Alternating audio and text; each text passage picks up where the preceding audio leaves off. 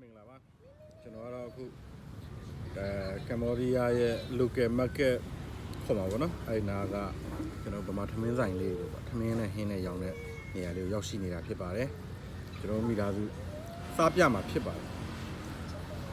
ဘာနဲ့စားပြမလဲဆိုတော့လောလောဆယ်တော့ကမ္ဘောဒီးယားအတူမြို့ရောက်နေပါပြီထမင်းဟင်းတွေရောက်လာပါပြီဒါလေးကတော့ကြာရိုးရယ်ငါးပေါက်စလေးတွေရယ်ပဇွန်စိတ်ကလေးတွေရယ်ပေါ့နော်ဒါအချင်းဟင်းလားအချိုဟင်းလားမသိတစ်ချက်မြည်ကြည့်လိုက်အောင်အချင်းဟင်းကောင်းတယ်ချင်းဟင်းကောင်းတယ်ပြီးတော့ဒါကတော့ကမ္ဘောဒီးယားရဲ့အတူမြို့အငံချက်ကလေးနဲ့ပေါ့နော်သူတို့အငံချက်ကလေးဒါ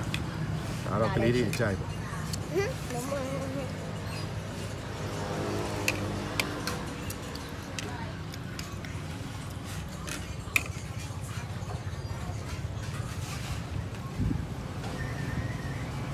ဆရာကြီးကတော့မီးကြီးရောမှာပေါ့နော်ဒါလေးက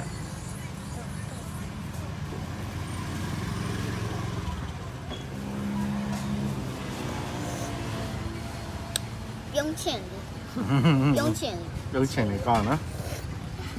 ကြက်စားကြပြုံးချင်ရလေ ဒါပါပဲခင်ဗျာဒါလေးကအညာကိုအလွမ်းပြေပေါ့နော်တမာရွက်တို့ရက်တမာကိုအချင်းမတက်တော့အသိမ်းစားပါခါရတော့တော်တော်ကိုခါပါတယ်ခါကလန်တူးအဲ့ဒါလေးကတော့ကျွန်တော်တို့သင်စားခဲ့တဲ့ location နေရာလေးဖြစ်ပါတယ်ဒီကတော့ National Road လမ်းပေါ်မှာရှိတယ် Lotus Blends Hotel and Resort ရဲ့မျက်နှာချင်းဆိုင်မှာရှိပါတယ်ခင်ဗျာအားလုံးကိုကျေးဇူးတင်ပါတယ်